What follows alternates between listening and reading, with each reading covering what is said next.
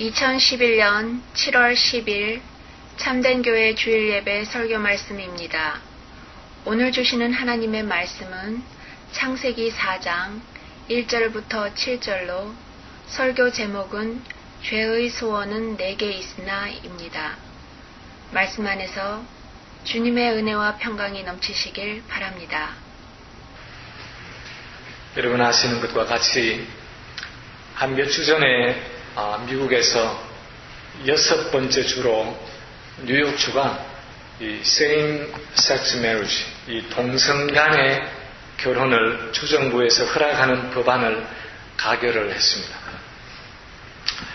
우리 일반적인 상식으로는 도저히 이해가 가지 않는, 어떻게 남자와 남자가 결혼을 할 수 있고 여자와 여자가 결혼을 할 수 있는가, 상식적으로 납득이 가지 않는 그런 일이지만, 이 동성애를 지지하는 사람들의 논리는 그들은 어쩔 수 없다는 것입니다. 부모님께로부터 그렇게 유전적으로 같은 성을 향해서 끌리는 그런 유전인자를 타고났기 때문에 그것을 스스로 역행할 수 있는 능력이 없다는 것입니다. 그래서 그들은 그저 수동적인 유전자의 피해자일 뿐이라는 것이 그들이 가지고 있는 논리입니다. 우리가 2주 전에 오늘 이 본문을 가지고 하나님의 무한하신 자비와 긍휼에도 불구하고 가인이 얼마나 오만하고 죄악되고 뻔뻔스럽게 하나님을 반역했는가 하는 것을 같이 생각을 했었습니다.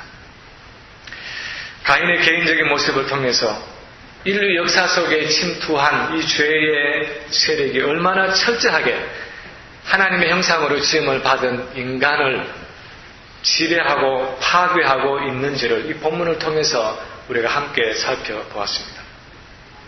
그런데 그 과정 가운데서 우리가 놓치지 말아야 하는 한 가지 사실은, 성경은 가인을 단순히 죄가 이렇게 교묘하게 침투해서 철저하게 파괴한 한 피해자로만 기록하고 있지 않다는 사실입니다. 수동적으로 이 가인을 어쩔 수 없이 죄의 세력에 당한 사람으로 그렇게 기록하고 있지 않다는 것입니다.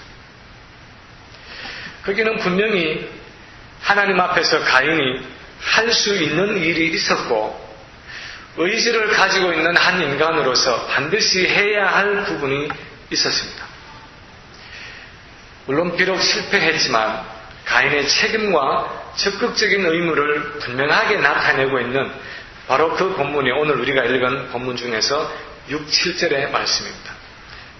보면은 여호와께서 가인에게 이르시되 네가 분하여 하면 어찌 미뇨 안색이 변하면 어찌 미뇨 네가 선을 행하면 어찌 낯을 들지 못하겠느냐 선을 행치 아니하면 죄가 문에 엎드리느니라. 이 말씀은 죄와의 관계에 있어서 가인처럼 우리도 실패하지 않기 위해서 꼭 알아야 할 몇 가지 사실을 가르쳐 줍니다. 오늘 이 말씀 속에서 우리는 가인이 왜 실패했고 어떻게 우리가 가인이 밟아갔던 그 전철, 그 발자취를 따라가지 않고 죄의 파괴적인 공격에서 벗어날 수 있는지를 반드시 배워야 합니다. 그렇다면 오늘 이 본문은 죄와 우리의 관계에 대해서 무엇을 말씀해 주고 있는 것입니까? 첫 번째로 오늘 본문이 보여주는 것은 아담의 범죄 이후에 죄의 세력이 이 세상에 들어와 있다 하는 사실입니다. 아담의 범죄 이후에 죄의 세력이 이 세상에 들어와 있다 하는 사실입니다. 창세기 4장이 보여주기를 원하는 것은 아담의 범죄를 통해서, 창 3장에 나와 있는 그 범죄를 통해서 죄라는 한 영적인 세력이 정식으로 이 세상에 들어왔다는 사실입니다. 물론 창세기 3장에도 뱀의 형상을 한 사단의 존재가 나타납니다. 그러나 그것은 어디까지나 인간을 유혹하는 존재였지 하나님의 형상으로 지음을 받은 인간을 지배할 수 있는 권한을 가지고 들어온 존재는 아니었습니다. 마치 우리가 사는 집의 현관 밖에서 잠겨져 있는 그 집안을 들여다보면서 기웃거리는 그 도둑이나 강도처럼 죄의 세력은 인간을 유혹할 수는 있었지만 그 이상의 권한은 없었습니다. 그러나 아담의 범죄 이후에 창세기 4장에 나타나는 죄의 세력은 단순히 유혹하는 존재로서의 죄가 아니라 이제 이 세상에 대한, 이 세상에 살고 있는 사람들에 대한 왕권을 가지고 인간을 지배하기 위해서 들어와 있는 영적인 세력이었습니다. 그래서 로마서 5장 12절에 보면은 이름으로 한 사람으로 말미암아 죄가 세상에 들어오고 죄로 말미암아 사망이 왔나니 그렇게 기록하고 있고요. 6장 16절에 보면은 너희 자신을 종으로 들여 누구에게 순종하든지 그 순종함을 받는 자의 종이 되는 줄을 너희가 알지 못하느냐 그렇게 기록하고 있습니다. 언약의 대표인 아담이 사단의 유혹을 받아들임으로 그의 음성에 순종했을 때 죄는 왕권을 가지고 아담이 대표하고 있는 그 온 인류 속으로 들어오게 되었다는 것입니다. 그래서 신약 성경에서는 이 죄의 세력을 이 세상 임금이라, 주님은 2번씩이나 이 죄의 세력을 이 세상 임금이라 그렇게 부르셨고, 또 바울은 공중권세 잡은 자라 그렇게 부르고 있습니다. 죄가 이렇게 첫사람 아담을 통해서 세상 속에 들어왔다는 것은 우리 인간의 생활에 치명적인 변화를 가져다 주었습니다. 그래서 마치 저기 아주 멀리 아군의 영토 밖에 있다는 것과 저기 이미 아군의 영토 안에 침투해 들어와 있는 것의 차이라고 말할 수 있습니다. 아마 몇 년 전에 영화로도 다시 나왔지만 호머의 일리아드에 보면은 트로이의 목마에 대한 이야기가 나옵니다. 난공불락의 성, 너무나 성벽이 견고하고 잘 지어져 있어서 그 누구도 함락할 수 없었던 그 트로이의 성벽을 오랫동안 공격하다가 도저히 부수지 못한 이 그리스 군대가 그 성 밖에다가 커다란 나무로 만든 말, 이 목말을 하나 남겨놓고 퇴각을 합니다. 트로이의 군인들은 그토록 오랫동안 자기들을 공격하던 이 그리스 군대가 이제는 퇴각하자, 야, 드디어 이제는 모든 것이 전쟁이 끝났구나. 그렇게 하면서 전리품으로 성 밖에 남겨놓았던 그 목말을 성 안으로 끌어들입니다. 그리고 승리의 잔치를 벌이고 그 밤에 전부 다 마시고 즐기고 하다가 밤에 다 고요하게 잠들었을 때에 목마 안에 숨어있던 그리스 군인들이 나와서 트로이의 그 견고한 성의 문을 안에서부터 열어버립니다. 그러면 바깥에 기다리고 있던 그 그리스 군대가 성 안으로 침투해 들어와서 드디어 그 난공불락의 성이라 말하던 트로이가 불바다가 되고 그리스 군에게 점령되고 만다는 이야기입니다.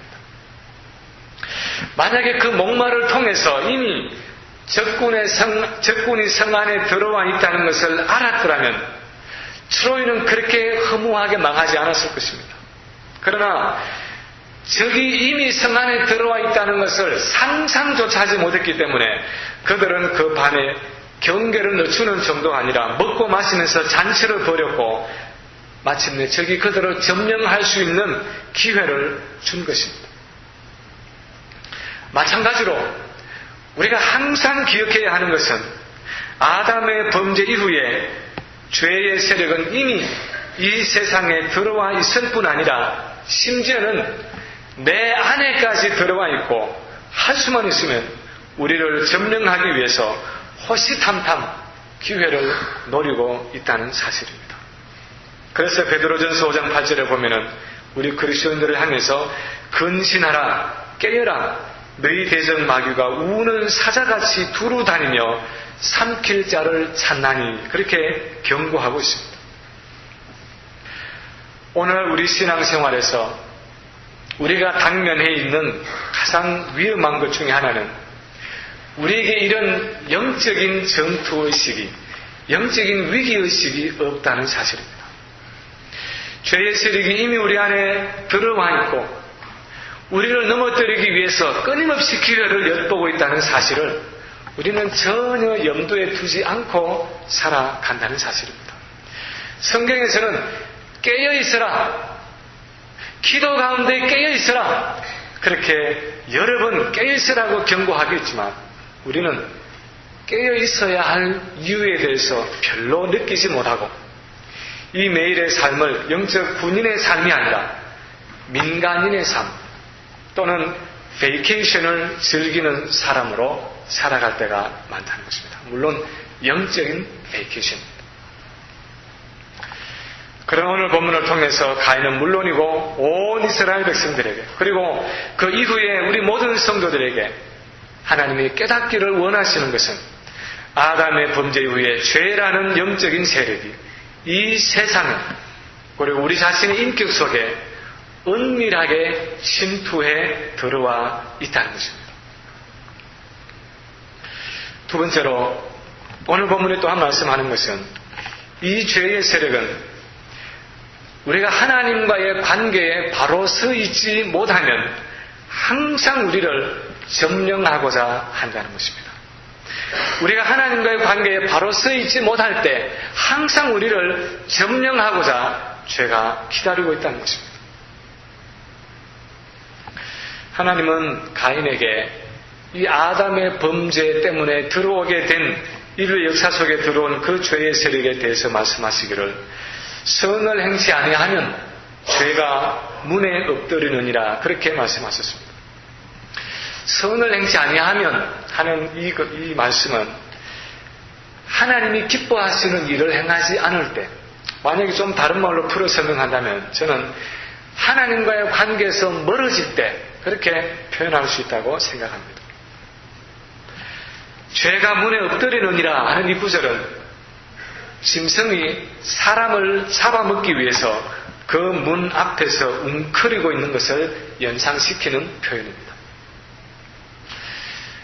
제가 어렸을 때 할아버지 할머니에게서 아니면 부모님께 들은 그 많은 동화들, 한국의 전래 동화들이 있는데 그 중에서 호랑이 얘기를 참 많이 들은 것 같습니다. 근데 주로 어떤 이야기를 하면은 깊은 산속에 호랑이가 있다가 이 사람을 잡아먹기 위해서 너무너무 배가 고파서 사람을 잡아먹기 위해서 마을에 내려온 호랑이가 사람이 사는 그 문 앞에 웅크리고 앉아서 사람이 문을 열고 나오기를 기다리는 모습. 그래서 문을 열고 나오기만 하면은 이제 달겨들어서 그 사람을 잡아먹기 위해서 기다리고 있는 그런 이미지, 그런 그림을 연상시키는 것이 바로 오늘의 본문의 이미지입니다. 죄가 우리를 삼키기 위해서 우리 가까이에서 위협하고 있는 그때가 언제입니까?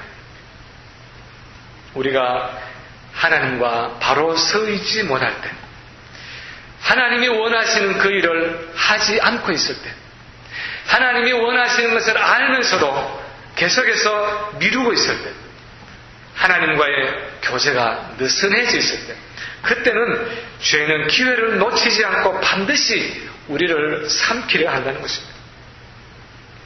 오늘 본문에 보면은 가인이 하나님께 온전한 제사를 드리지 못했을 때 그것을 알면서도 회개하기는커녕 안색이 변해졌을 때에 죄가 그 가인을 삼키기 위해서 웅크리고 앉아 그의 길을 막았고 그런 중에도 하나님께로 돌이키지 않았을 때에 드디어 죄가 그의 심령을 점령하고 말았다는 것입니다.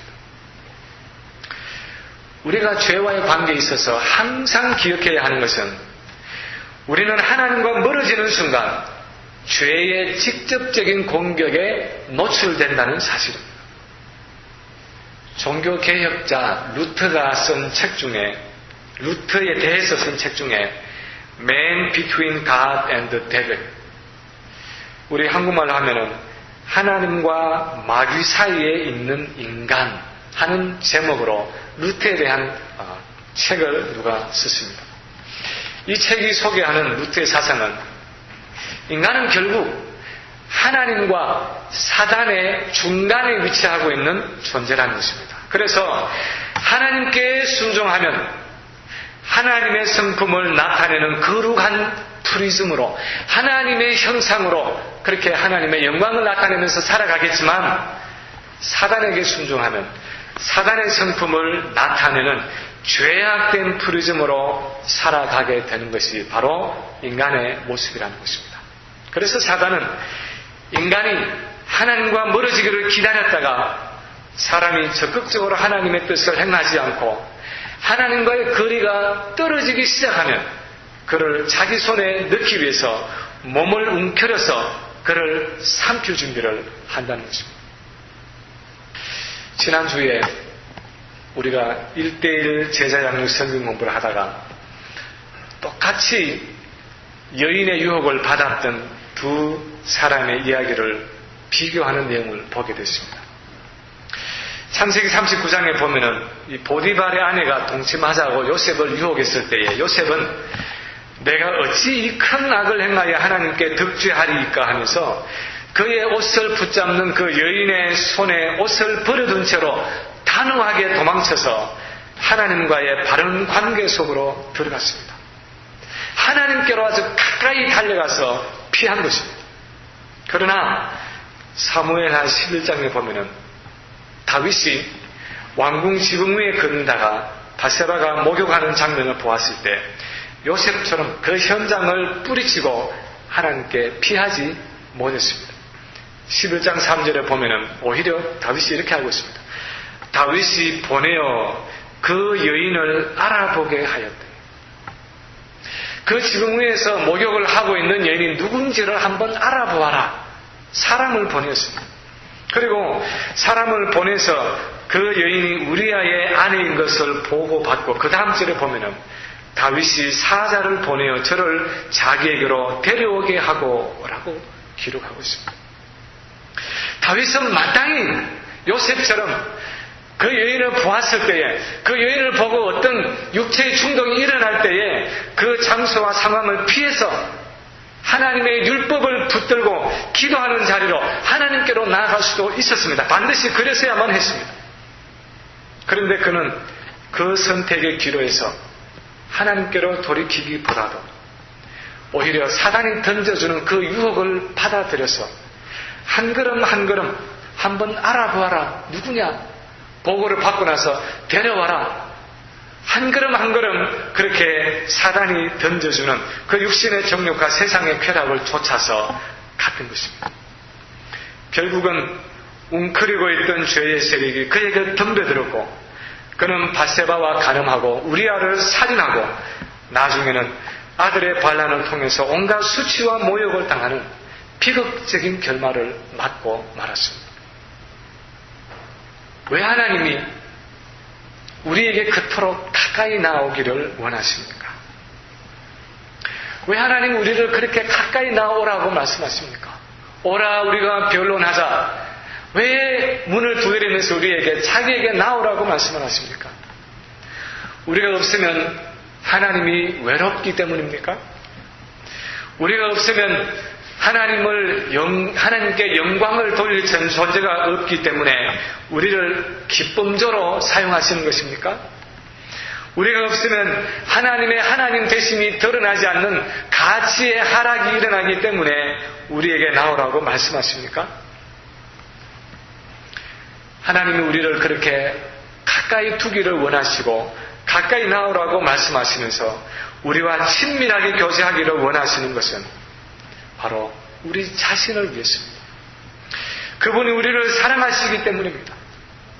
우리가 하나님과 가까이에서 그분의 생명력을 날마다 공급받지 않으면 그분에게서 점점 멀어질 수밖에 없고 마침내 죄의 세력이 우는 사자같이 우리를 집어 삼킨다는 것을 하나님은 너무나 잘 알고 계시기 때문에 그렇습니다.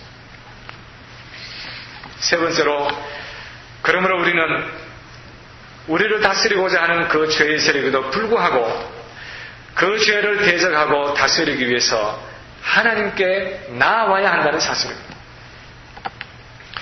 죄의 소원은 내게 있으나 하는 이 말은 우리를 다스리고자 하는, 우리에게 왕노를 하고자 하는 그 죄의 공격이 우리에게 있음에도 불구하고 매 순간순간 우리를 종 삼아 우리에게 왕노를 하고자 하는 그 죄의 소원이 우리에게 있음에도 불구하고 그것과 싸워서 그 죄를 이기고 다스려야 한다는 것입니다.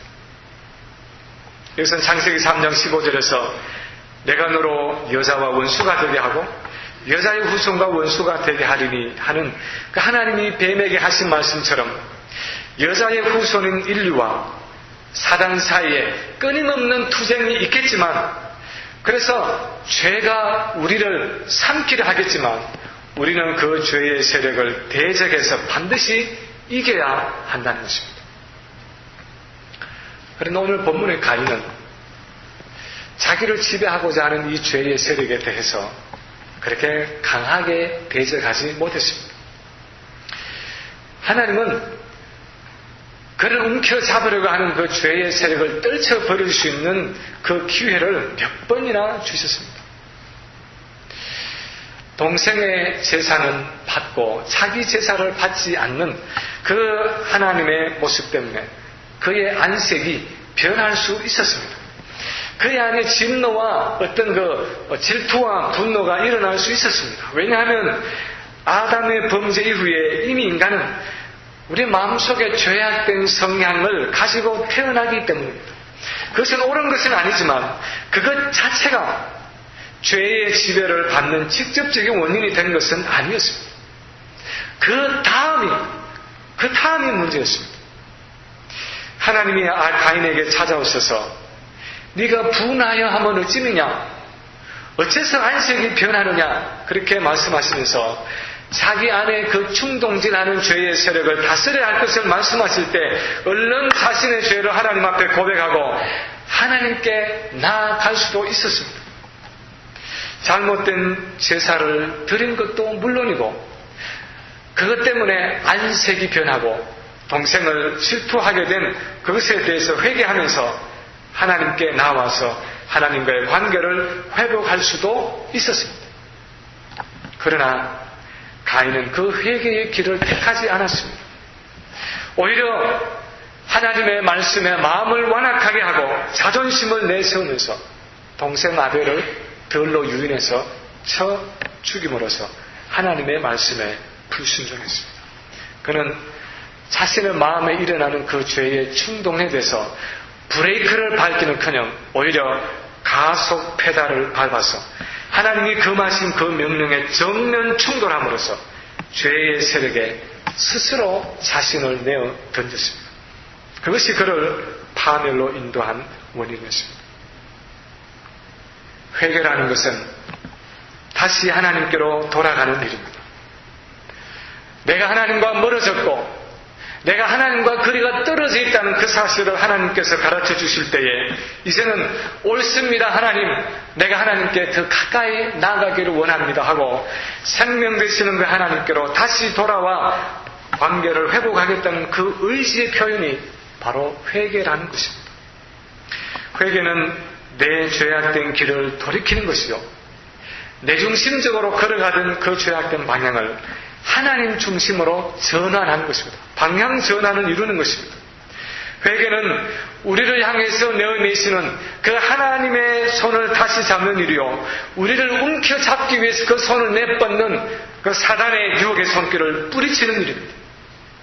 그것은 나는 하나님의 창조의 그 작품이기 때문에, 그분의 영광의 도구이기 때문에 결코 사단의 도구로, 사단의 그 프리즘이 될 수 없다는 사실을 사단에게 선포하는 일, 하나님과의 관계 회복으로 가는 길입니다.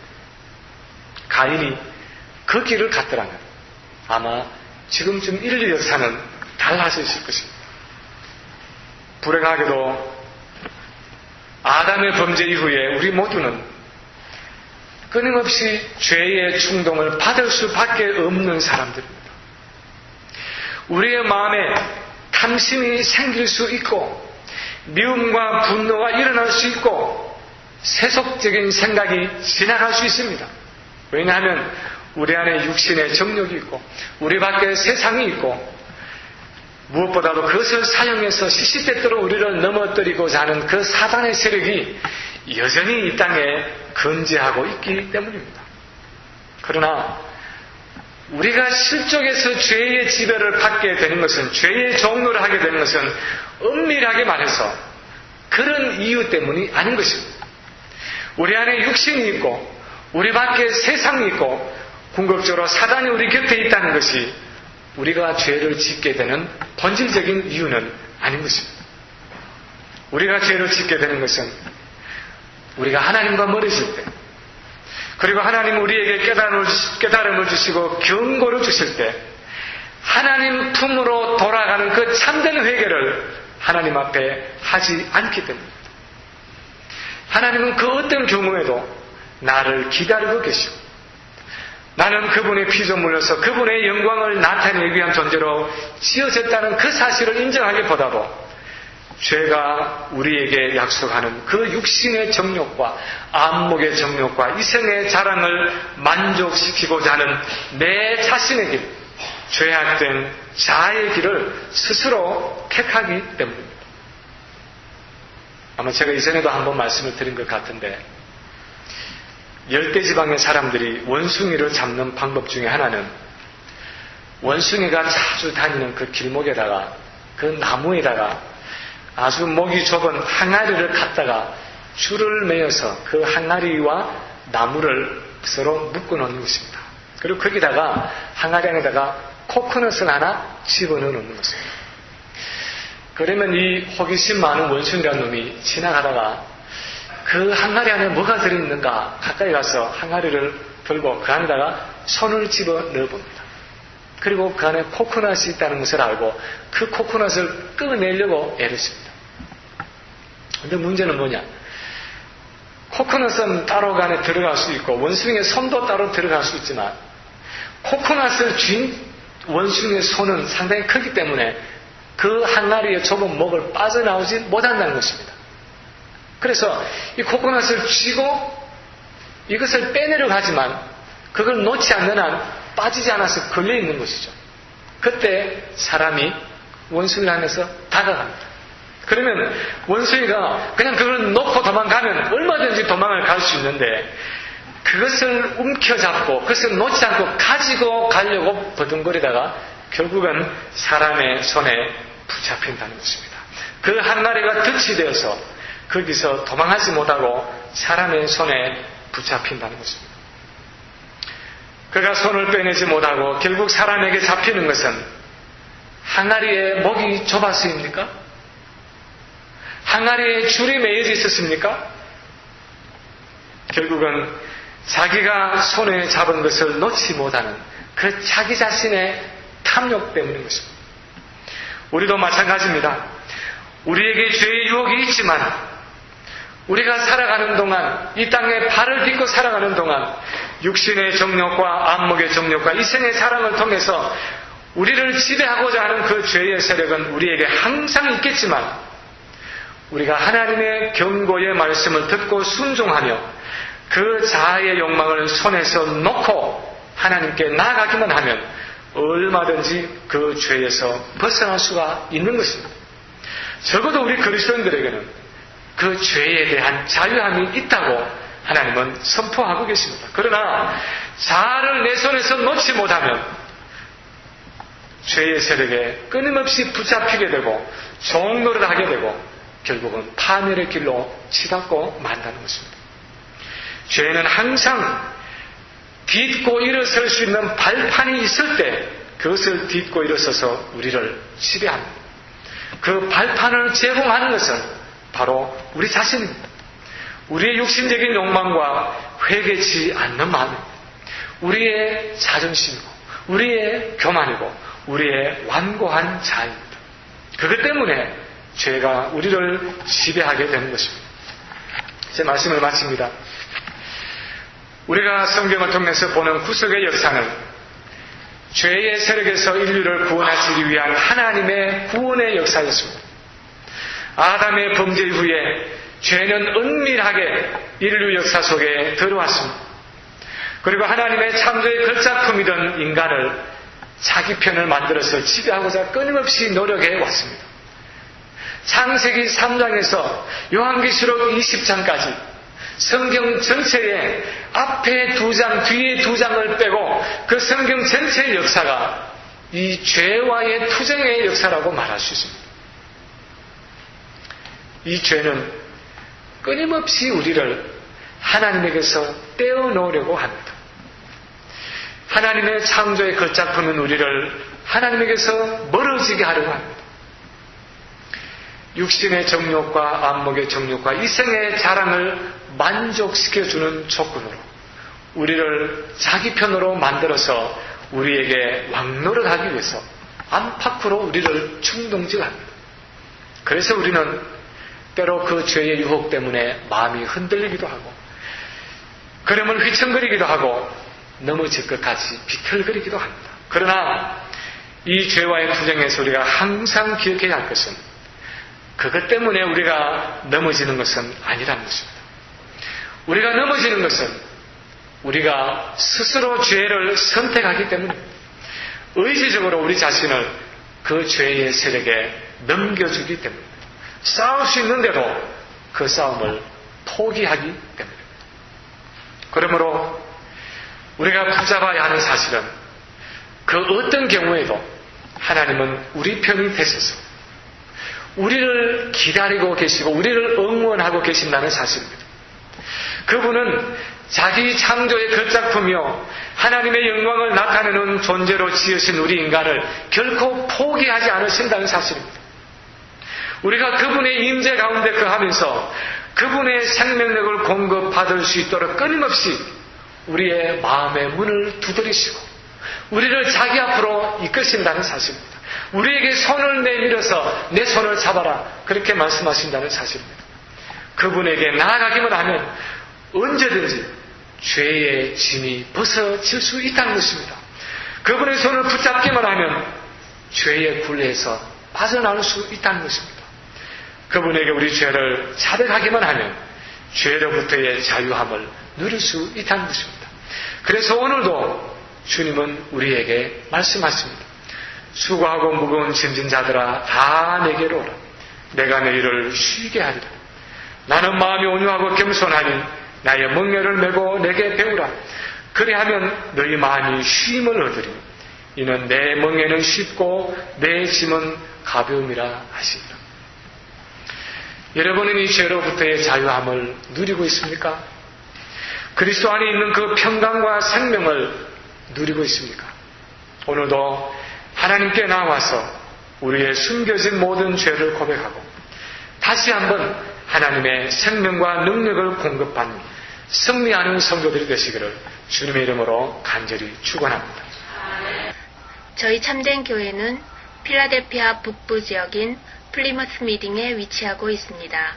인터넷 웹사이트 www.chamchurch.com으로 들어오시면 교회에 대한 자세한 안내를 보실 수 있습니다. 말씀 안에서 승리하는 한 주가 되시길 바랍니다.